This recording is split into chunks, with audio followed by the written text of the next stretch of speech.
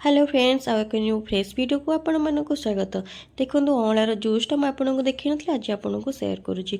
Fast कौन करेंगे छोट छोट पीस कर काटिके तार मंजी को बाहर करने टिके जस्ट पानी दी ग्राइंडिंग करके चा छना भलसे छाणीने तार रस आसीज आउ कौन करेंगे टिके उषुम पानी आउ लुण पकईकि पीबे और तार बहुत भल टेस्ट भी आसो आपण मैंने करके पिंतु आ मत कमेंट करेंगे।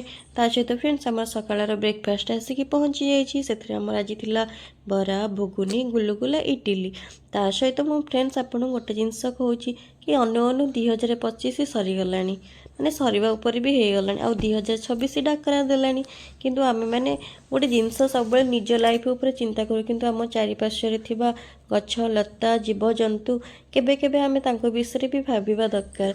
जदि एई टाइप रे आमे किछि किछि जिनस आम लाइफ रे ऐड करबा ना आम परिवेश सुस्थ रहिबा सहित आमे माने भी सुस्थ रहिबा। तो यही टाइप आम मॉर्निंग ब्रेकफास्ट पहुँची जाइए ता सहित लंच रे भी प्रिपेयर हो जाता।